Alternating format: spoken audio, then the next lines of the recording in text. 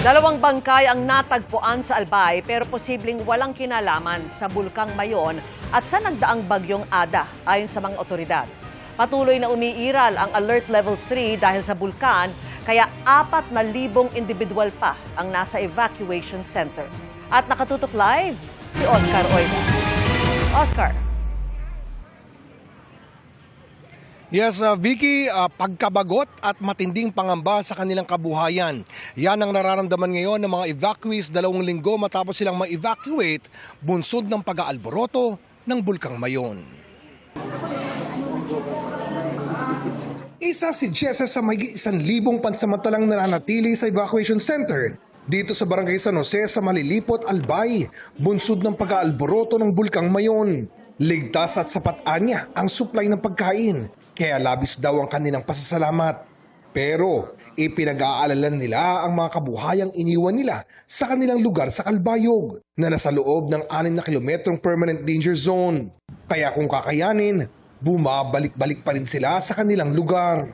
Kawawa po yung mga hayop, walang magpapakain. Siyempre, mamamatay sila pag hindi sila pinakain. Kawawa yung mga kabuhayan namin, sir. Nangangamba rin sila sakaling tumaas pa ang alert level. Baka hindi na kami paakyatin. Ano na kami, pagbabawalan na. Kanina, nagsagawa ng konsultasyon sa pangunguna ng Kapitolyo para alamin kung paano makatutulong sa kanilang kabuhayan.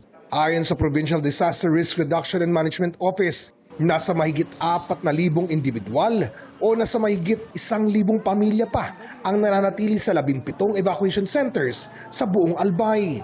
Sa ngayon, nananatili sa Alert Level 3 ang Bulkang Mayon. Patuloy ang magmatic unrest at posibleng mapanganib na aktibidad.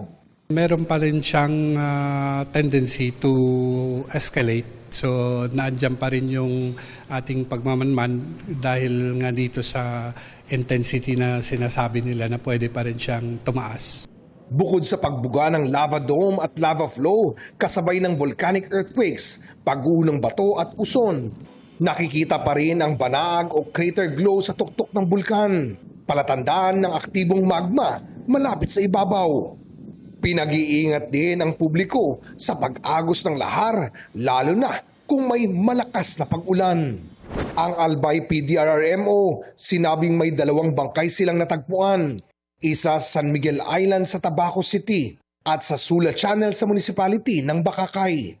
Inaalam nila ang pagkakakilanlan ng 2. Sa tingin namin walang connection sa volcano and then sa Typhoon Ada because as to the state of decomposition as reported, medyo advanced na siya. So before pa siguro nag-Typhoon Ada, nangyari yun, nagkataon lang na nahanap sila kahapon. Samantala, Vicky, muling tiniyak ng PDRRMO Albay na may sapat silang supply, mapapagkain man o supply pangkalusugan.